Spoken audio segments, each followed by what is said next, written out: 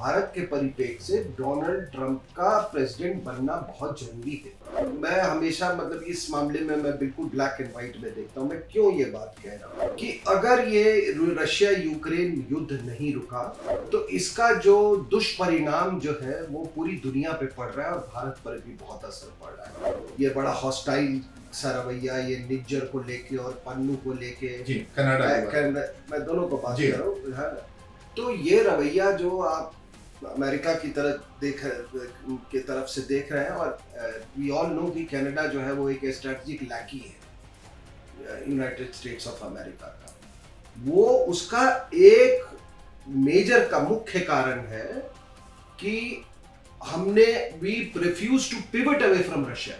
देखिए ये क्या है कि जो जियोपॉलिटिकल समीकरण है वो बदलता रहता है। ये आपके दर्शकों को ये बात समझ में आनी चाहिए। एक जमाना था रूस और चीन कितने क्लोज थे, ठीक है। मैं 54-53 की पहले की बात कर रहा हूँ। हाँ ठीक है, लेफ्ट हैंड दोनों दो खेमे में बट गए। जो कम्युनिस्ट मूवमेंट है वो दो खेप में बट गया। एक जमाना था जबकि अमेरिका और चीन कितने बड़े दुश्मन थे, और हेनरी किसिंजर ने जनरल याहिया खान को इस्तेमाल करते हुए वो उन्होंने अपने आउटरीच किया चाइना, और फिर इनके आपस में इनके रिश्ते बने। नमस्कार। अमेरिका में चुनाव हो रहे हैं, कनाडा से अपने रिश्ते बिगड़ गए हैं, चीन से बरसों कड़वाहट भरी बर्फ पिघलने लगी है, बांग्लादेश में तख्ता पलट हुआ है।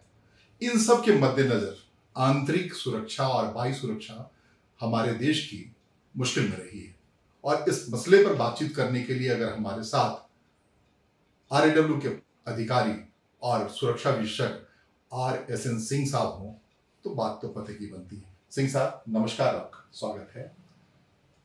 अभी अमेरिका के चुनाव में अचानक से डोनाल्ड ट्रंप ने कहा बांग्लादेश में हिंदुओं के साथ अत्याचार हो रहा है। वहां के व्हाइट हाउस में अभी दिवाली पार्टी हुई। तो क्या इतना महत्वपूर्ण हो गया है भारत या खास करके हिंदू विश्व परिप्रेक्ष्य में? तो जो सवाल आपने पूछा कि डोनाल्ड ट्रंप का और जो हिंदुओं के संदर्भ में उन्होंने बोला और जो डेमोक्रेट्स का रवैया रहा है, तो मैं इसको इस तरह से देखता हूं कि दुनिया बहुत एक अजीब जियोपॉलिटिकल एक चर्निंग से गुजर रही है, और ये इसका भविष्य क्या होगा, ये वर्ल्ड का जो वर्ल्ड ऑर्डर है वो क्या बनेगा, वो काफी हद तक निर्भर करता है अमेरिका के चुनाव पे।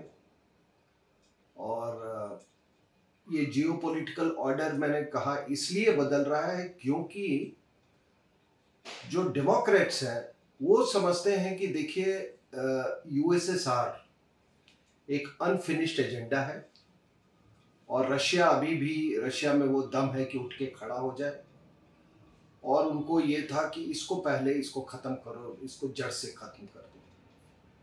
अमेरिका का मानना है कि जो उनका जो मेन कॉम्पिटिटर है वो चाइना है, और उनका फोकस चाइना पे होना चाहिए। तो ये तो दोनों में बेसिक डिफरेंस है जी। कर्नल सिंह, जो सिचुएशन है, इनफैक्ट डोनाल्ड ट्रंप फिर से राष्ट्रपति बनते हैं तब क्या सिचुएशन बनेगा, और यही अगर कमला हैरिस जो भारतीय मूल की हैं वो राष्ट्रपति बनती हैं तब क्या होगा भारत और अमेरिका के संदर्भ के मुताबिक? नहीं, उनका बनना हमारे परिप्रेक्ष्य से, भारत के परिप्रेक्ष्य से डोनाल्ड ट्रंप का प्रेसिडेंट बनना बहुत जरूरी है। मैं हमेशा इस मामले में मैं बिल्कुल ब्लैक एंड व्हाइट में देखता हूँ। मैं क्यों ये बात कह रहा हूँ कि अगर ये रशिया यूक्रेन युद्ध नहीं रुका तो इसका जो दुष्परिणाम जो है वो पूरी दुनिया पे पड़ रहा है और भारत पर भी बहुत असर पड़ रहा है। आपने जो सवाल पूछा कि ये जो आप जो रवैया देख रहे हैं कि ये बड़ा हॉस्टाइल सा रवैया, ये निज्जर को लेके और पन्नू को लेके, कनाडा मैं दोनों को बात कर रहा हूँ। हाँ, तो ये रवैया जो आप अमेरिका की तरफ से देख रहे हैं, और वी ऑल नो कि कनाडा जो है वो एक स्ट्रेटजिक लैकी है यूनाइटेड स्टेट्स ऑफ अमेरिका का, वो उसका एक मेजर का मुख्य कारण है कि हमने we refuse to pivot away from Russia. जब ये सारे कॉन्फ्लिक्ट चल रहे हैं, रशिया यूक्रेन कॉन्फ्लिक्ट, तो हमने जो एक अपनी सॉवरेनिटी को एसर्ट किया, वो शायद उनको नागवार गुजरा है और इसलिए इस तरह का रवैया उन्होंने अपनाया है। वरना ऐसा आपने कभी देखा है कि कोई अपने यहाँ उसके सॉइल पर कोई बैठा हुआ ये कह रहा हो कि मैं पीएम मोदी को असैसिनेट करवा दूंगा, मैं एयर इंडिया को उड़ा दूंगा, मैं पार्लियामेंट पर अटैक करवा दूंगा इत्यादि, और आप कह रहे हैं कि उस आदमी के कारण आप मतलब हमारे होम मिनिस्टर तक को आप दोषी ठहरा रहे हो। आपने सही बात, वहां आ गए जहां आना चाहिए, लोगों को समझना चाहिए। नहीं, विकास यादव को लेकर के जी एफबीआई ने पहली बार किसी मोस्ट विकास यादव नाम के व्यक्ति का वहां पंपलेट निकाला है और बताया उसको किस संदर्भ में। और मैं किसी विकास यादव के बारे में नहीं जानता हूं, लेकिन एक बात मैं आपसे जरूर आपके दर्शकों से पूछना चाहता हूं और आपसे भी पूछना चाहता हूं कि अगर आपने हमारे यहाँ के जो दहशतगर्द, जो टेररिस्ट सिर्फ भारत को टारगेट करने के लिए हैं, उन जो आपकी मिट्टी पर सक्रिय हैं, उनके खिलाफ आखिर हम कैसे अपना बचाव करें? क्या हम अपने सारे जो डिप्लोमेटिक डिफेंसेस हैं वो छोड़ दें? जो हमारे पास सारे ऑप्शंस हैं, क्या हम कोई ऑप्शन नहीं एक्सरसाइज करें? जब हम आपको एक्सट्रेडिशन के लिए, जब हम आपको रिक्वेस्ट भेजते हैं, आप इस तरह से उसको डिसडेनफुली रिजेक्ट कर देते कि जैसे हमारा कोई वजूद नहीं है। How do we survive in this kind of इस प्रॉक्सी वॉर का जवाब क्या है? और जब इस प्रॉक्सी वॉर का मान लीजिए कोई भी देश अगर कोई इसका जवाब ढूंढता है, तब आपको तकलीफ होने लगती है। दूसरी बात देखिए, मैं फिर से कह रहा हूं, मुझे नहीं मालूम है कौन है विकास यादव, क्या ये है, लेकिन एक बात मैं आपको जरूर कहता हूं कि जब यहां पे से लोग जाते हैं पंजाब से, उसमें से 80 से 90% लोग तकरीबन जिसको कहिए अंगूठा छाप जाते हैं। ठीक है, अब वो क्या है भाई? पैसे का अट्रैक्शन। वो कहते हैं कि भैया हम ट्रक चला लेंगे, पैसे कमा लेंगे, हम होटल चला लेंगे, पैसे कमा लेंगे। अब हुआ क्या है कि ओवर द इयर्स एक ये जो 71 की लड़ाई के बाद ये सब शुरू हुआ था, ये खालिस्तान का प्रोजेक्ट, हर तरह के लोग वहां जाने लगे, फिर क्रिमिनल्स भी जाने लगे, फिर वो क्रिमिनल्स जो है वो नारकोटिक्स ट्रेड में जाने लगे। तो एक पूरा इकोसिस्टम बन गया है जिसमें कि पंजाब, पाकिस्तान, कनाडा और यूएस, और अगर आप थोड़ा एक्सटेंड कर दें तो यूके और ऑस्ट्रेलिया। थोड़ा और साफ इसको ये बात आम दर्शकों के लिए थोड़ा कही मुझे कि जो सिनेरियो है उसमें एलिमिनेशन अचानक से जितने अलगाववादी थे, जो भी थे, एलिमिनेशन की संख्या हाल के वर्षों में बढ़ी है, ऐसा दिख रहा है आंकड़ों के हिसाब से। और विदेश की धरती पे बहुत सारे अलगाववादी खत्म हुए हैं। तो ये क्या अपनी स्ट्रेटेजी का कोई बदलता हुआ रुख है? और दूसरी बात कि क्या वहां रिपब्लिकन की सरकार आ जाएगी तो भारत इन तमाम आरोपों से बाहर निकल आएगा? नहीं, उनका जो रवैया होगा और सेंसिटिव होगा। आप दुनिया में कोई ऐसा दूसरा उदाहरण नहीं देख सकते हैं। ये केवल मतलब ये केवल अमेरिका का ही है। ये एक वन साइडेड, जिसको पोस्चरिंग कहते हैं। मिसाल के तौर पे 2020 में बाइडेन पोलैंड गए और वहां एक भाषण में उन्होंने कहा कि पुतिन मस्ट गो। अरे आप कौन होते हैं भाई?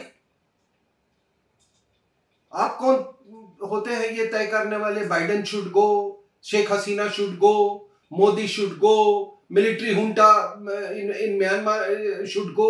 आप कौन होते हैं ये तय करने वाले? तो जब आप बात यहां तक आज ले आते हैं और उस गो के चक्कर में आप फिर यहां सो कॉल्ड फार्मर्स एजिटेशन करवाते हैं, किसान आंदोलन करवाते हैं, आपके लोग कनाडा से आते हैं, उसको पूरा उनका फंडिंग करते हैं, ऑर्केस्ट्रेट करते हैं, वो सारा का सारा रेजिम चेंज के लिए, तो भाई हम अपनी तो हिफाजत करनी होगी ना।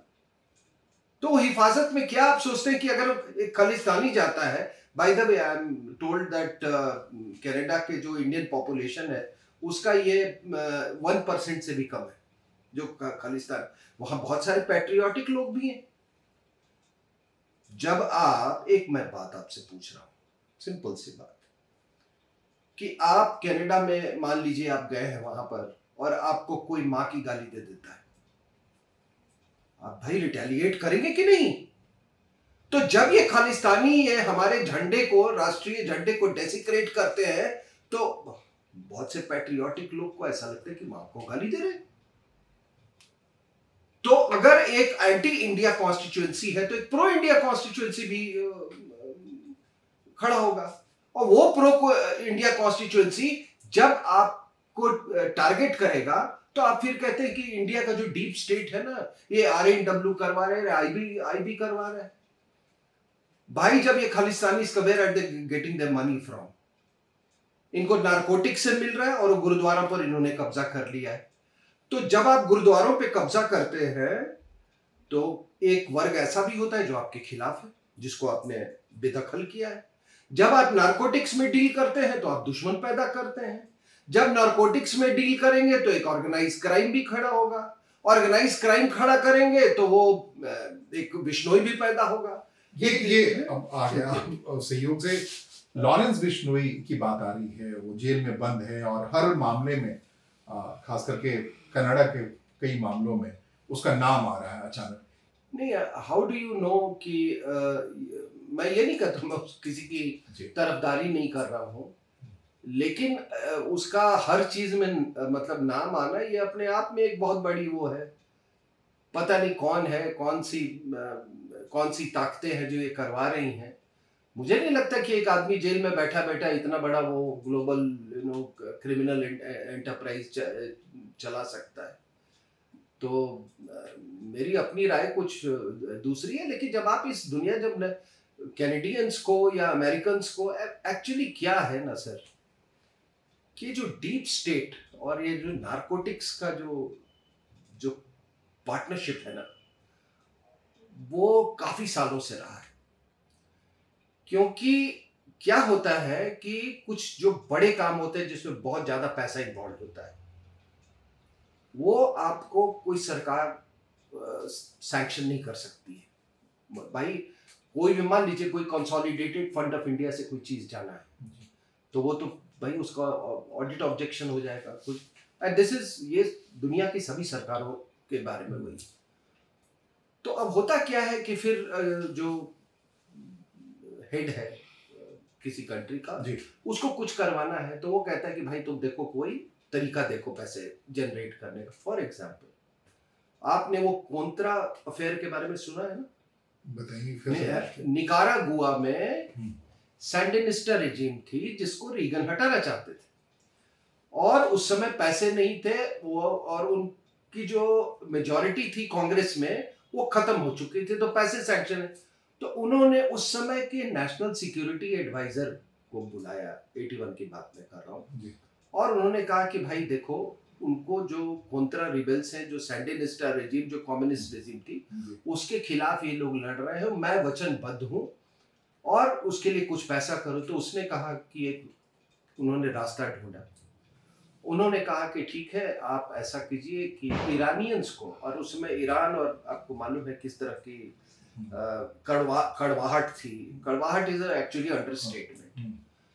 तो उन्होंने कहा कि उनको कुछ हथियार चाहिए ईरान को, तो उन्होंने इलीगल सप्लाई करवाया हथियार ईरान को थ्रू इजराइल, और वो पैसे फिर कोंत्रास को दिए गए। तो डिप्लोमेसी में इस लेवल की बात, डिप्लोमेसी, डीप स्टेट। हाल के दिनों में इंडिया में जो ड्रग्स है उसकी रिकवरी अचानक से बढ़ गई है। हमारा इसका मतलब कोई खेप भेज रहा है और बड़े हॉल्स वगैरह निकले हैं। इसको कैसे देखते हैं आप? जब आप कह रहे हैं निकारागुआ कहानी, नहीं, एक व्यक्ति थे DSP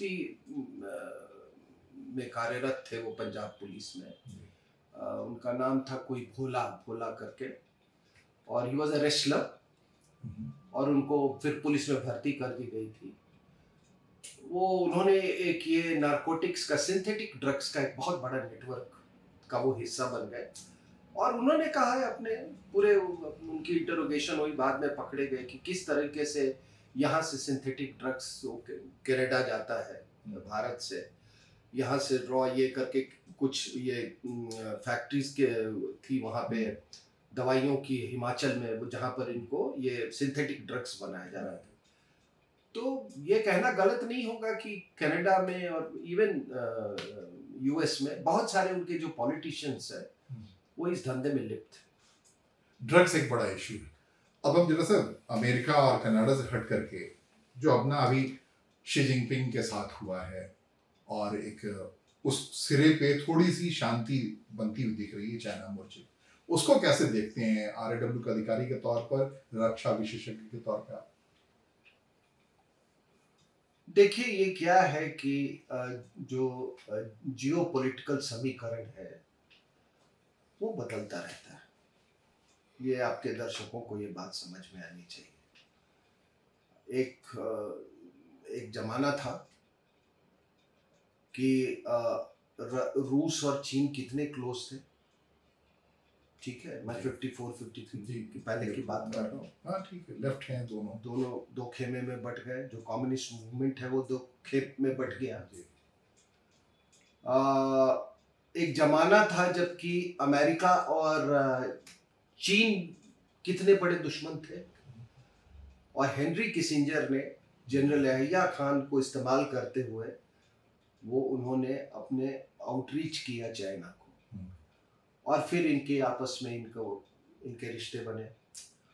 और सर आप जो देख रहे हैं ना, ये जो आर्थिक विकास हुआ है वहाँ पे चाइना में, उसमें अमेरिका का बहुत बड़ा हाथ है। क्योंकि अमेरिका ने ही चाइना को ग्लोबल फ्रेमवर्क में लाने का काम किया। तो अभी जब हमको अमेरिका इस तरह का प्रेशर दे कि आप हमारे सैंक्शन रेजिम को ज्वाइन कर लो, आपकी जो स्ट्रेटेजिक इम्पेरेटिव्स है उसको आप ताके पे डाल दो, रशिया के वीजा भी रशिया, आप रशिया को बिल्कुल आप जेटिसन कर दो, ये कैसे मुमकिन है?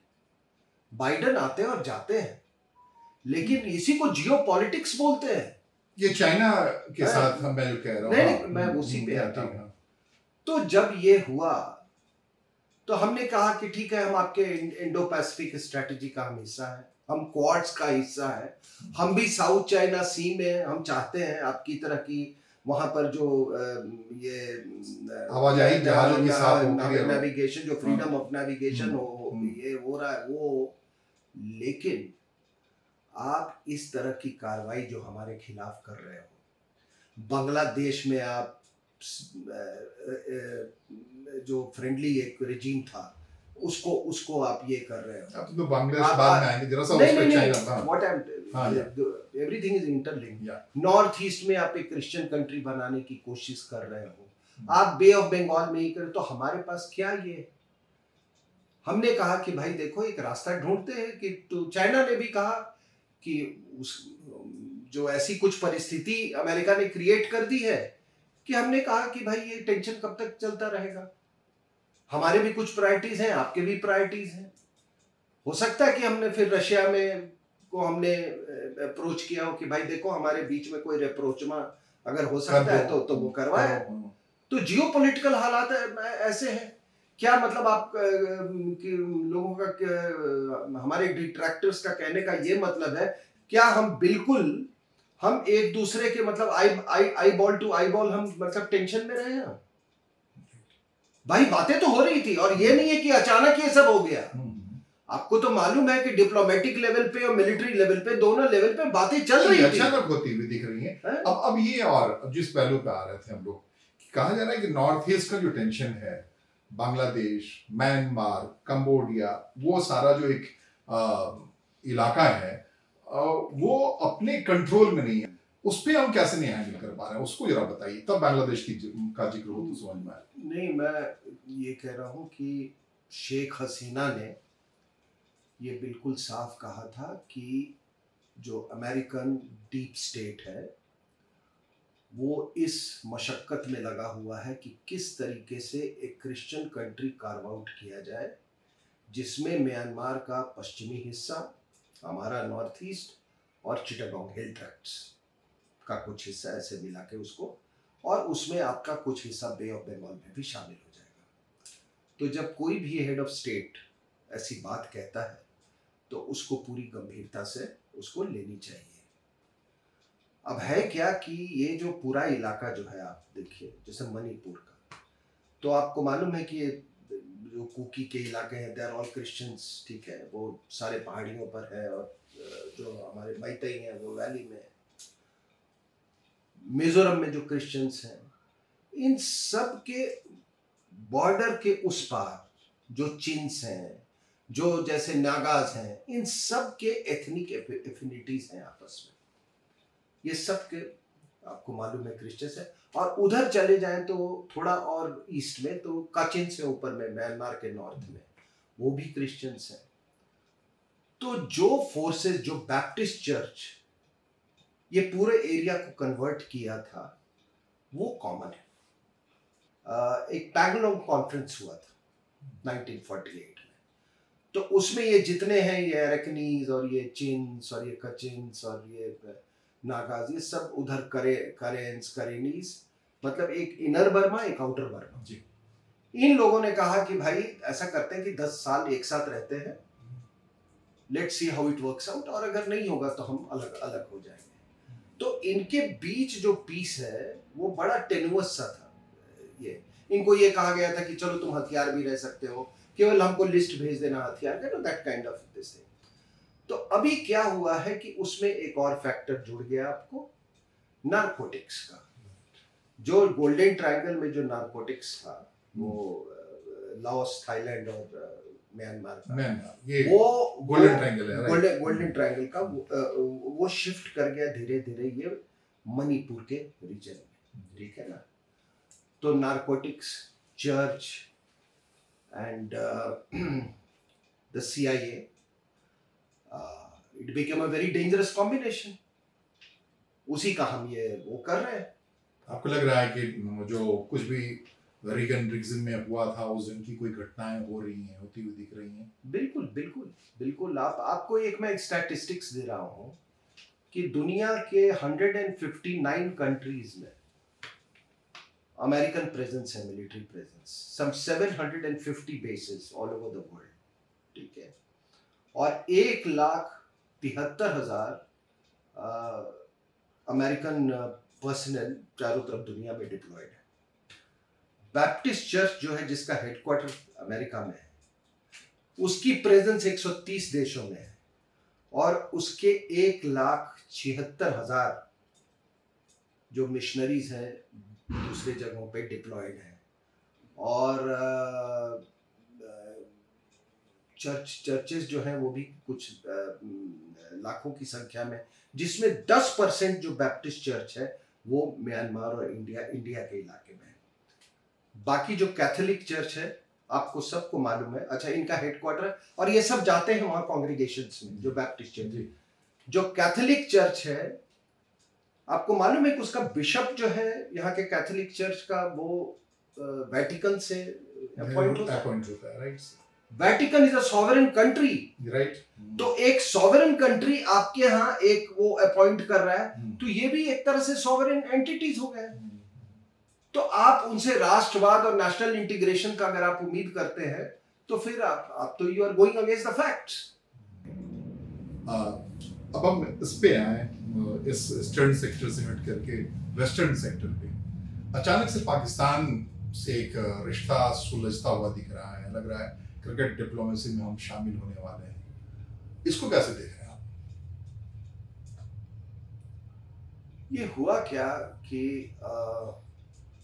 ये मोदी साहब की जो नोटबंदी हुई ना, पाकिस्तान उससे बर्बाद हो गया। आपको वो कराची में वो था जो इसका किंग पिन था, जैसे ही नोटबंदी हुई तो ही कमिटेड सुसाइड। तो आप समझ सकते हो कि उसको कितना बड़ा धक्का लगा हो। ये नाम मैं आई एम जस्ट फॉरगेटिंग, आप गूगल करके देख लेना उसका नाम, आपको मालूम, वो ही कमिटेड सुसाइड। उसके बाद से लगातार आप देख रहे हो कि ये जो डाउनवर्ड स्पाइरल पे पाकिस्तान, रशिया यूक्रेन वॉर का भी इम्पैक्ट पड़ा। कहीं पर अमेरिकन को ये लगा कि भाई ये इमरान खान जो है ये रशिया की तरफ ग्रेविटेट कर रहा है, और वो बार बार वो इंडिया के इंडिपेंडेंट फॉरेन पॉलिसी पोस्चरिंग का बहुत तारीफ भी कर रहा था। तो उन्होंने डिस्टेबलाइज कर दिया पाकिस्तान को। अब पैसा नहीं है उनके पास, भूखमरी है, लिटरली भूखमरी है। कितने गधे खाओगे काट के, ठीक है। पैसा कोई देने वाला नहीं है। सऊदी अरेबिया भी, अच्छा उधर वो चाइना पाकिस्तान इकोनॉमिक कॉरिडोर जो है वो कोई उसका कोई बहुत सक्सेस नहीं दिख रहा है होराइजन में।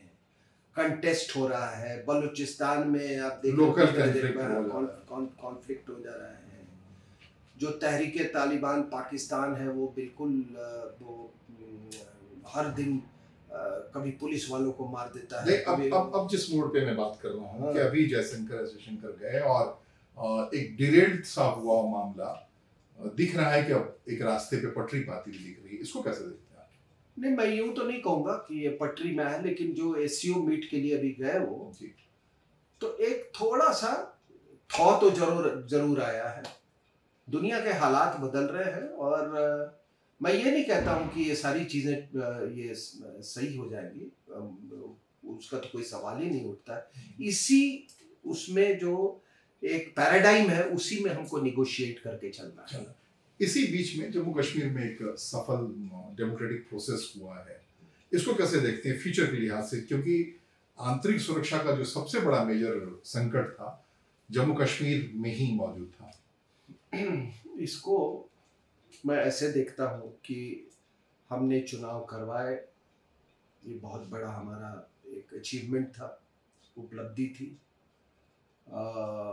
लोगों ने निर्भीक होके वोट दिया, वो भी बहुत बड़ी उपलब्धि थी।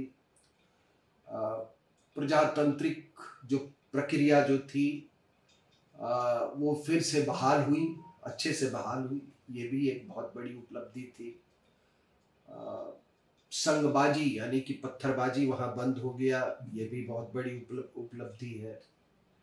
लेकिन चिंता का विषय क्या है कि वोटिंग जो है अभी भी कम्युनल लाइंस पे हुआ है। लेकिन कम्युनल लाइंस, नहीं, मैं आपको एक बात बता रहा हूँ, लेकिन 370 के बाद की वोटिंग में जितने लोग 370 हटने के बाद जितने लोग वोटिंग के लिए आए हैं, उसको तो आप मानेंगे ना कि भारतीय आईन के तहत, भारतीय संविधान के तहत वो दायरा आपका मैं बिल्कुल वही कह रहा हूँ कि इसकी इस चिंता की क्यों बात है कि जब आप स्टेटहुड की बात कर रहे हैं जी, तो ये हो नहीं सकता है कि एक ये दो द्वीप की तरह, एक द्वीप में एक मजहब, दो द्वीप में दूसरे द्वीप में दूसरा मजहब। भाई हमारे यहाँ जितने स्टेट्स हैं किस उस पे बने हुए हैं, कल्चर के आधार पे, लिंग्विस्टिक्स के आधार पे, सब कुछ। अब ये आधार कहाँ से हम लाए? तो इसका आधार तभी हो सकता है जब जो हमारे कश्मीरी हिंदू जो हैं वो उनको पुनः उनको स्थापित किया जाए, जो कि एक लिंक रहे दोनों के बीच में। They are the major link. तो ये मेरा अपना मानना है कि स्टेटहुड जो है वो जब तक लिंक कायम नहीं होती है वो कामयाब नहीं होगा। और ये एक आइलैंड का दूसरे आइलैंड पर क्या उसको बोले, डेमोग्राफी का जो अपना डेमोग्राफी का जो फर्क है, जो असर पड़ रहा है, असर, impact, demographic impact. Remember, demography is democracy. एक बात और, डेमोग्राफी इज डेस्टिनी।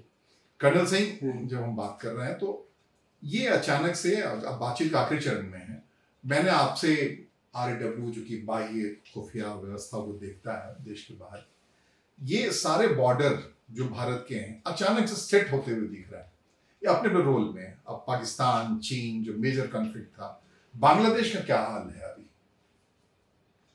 देखिए क्या है कि आपको तो मालूम होगा कि कोई अप्रॉक्सीमेटली 14,000 किलोमीटर हमारे बॉर्डर है, जिसमें सबसे ऑलमोस्ट 4,100 किलोमीटर की 5 स्टेट्स पे इम्पैक्ट करता है। ये सबसे ज्यादा वेस्ट बंगाल, 2100 या 2200 किलोमीटर बॉर्डर।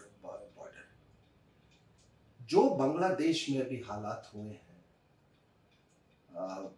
ये यूनिस के कू के बाद, दिस वाज अ सिविलियन कू। इसको मैं ये कहिए कि डीप स्टेट ड्रिवन ये कू था अमेरिका के द्वारा, और इसमें कोई शक की बात नहीं है। अब उसने जो फोर्सेस अनलीश किए हैं, जो इस्लामिक रेडिकल्स वाले, जो इस्लामिक जो जिहादी ऑर्गेनाइजेशंस हैं, जैसे कि हिजबुल तहरीर, जैसे कि जमायत इस्लामी, तो आप देखिए कि वो फोर्सेस जो 15 साल से जो शेख हसीना रजीम में जो सप्रेस थे, वो अचानक मतलब उनके जो फैंक्स जो है वो दोबारा वो दिख रहे हैं, और वो एंटी इंडिया भी हैं और वो एंटी हिंदू भी हैं। तो आपने देखा कि हिंदुओं के खिलाफ किस तरह से वहां पर एक कैंपेन चला गया है। तो अभी जो वहां से संदेश आ रहे हैं, जो सिग्नल्स आ रहे हैं, चिंताजनक है, और इसका अच्छा असर नहीं होगा। लेकिन आपके एक मैं बात जरूर क्वेश्चन कर देता हूँ कि देखिए, जब ये हमने अभी सुमर तक हमने ये बहुत क्रांति देखी और क्या क्या देखा, ये क्रांति में एक ना ऐसा होता है कि एक नई आशा, एक नई अपॉर्चुनिटी ऐसे देखने को मिलती है, और उसका वो बबल को बस्ट होने में भी टाइम नहीं लगता है। तो हम लोग बस इसी इंतज़ार में हैं कि ये जो यूनुस वाला जो बबल है वो बस्ट करेगा।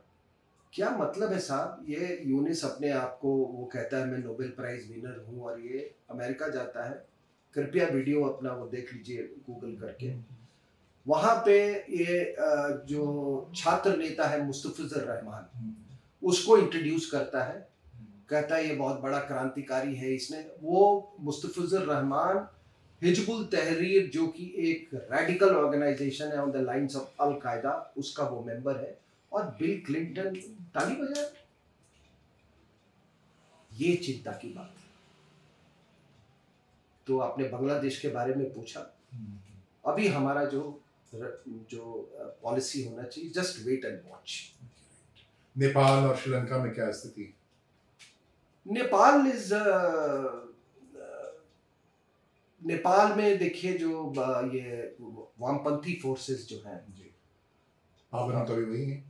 हाँ, ये वामपंथी वो हर वो प्रयास करेंगे और हर तरीके से वो मुहिम चला रहे हैं कि जो वहाँ पे जो राष्ट्रवादी ताकत, जो हिंदू ताकतें, एक वामपंथी सरकार है, वामपंथी सोच है। लेकिन उससे फर्क थोड़ा पड़ेगा, जो आप चीन से अच्छे रिश्ते हो रहे हैं, तो एक तो अवश्य पड़ेगा। सहज और सरलता से लोग समझ पाए होंगे कि भारत आखिरकार इस वक्त इस मोड़ पर कहाँ खड़ा है और आने वाले दिनों में वो कैसे आगे बढ़ने वाला है। बहुत बहुत धन्यवाद आपका।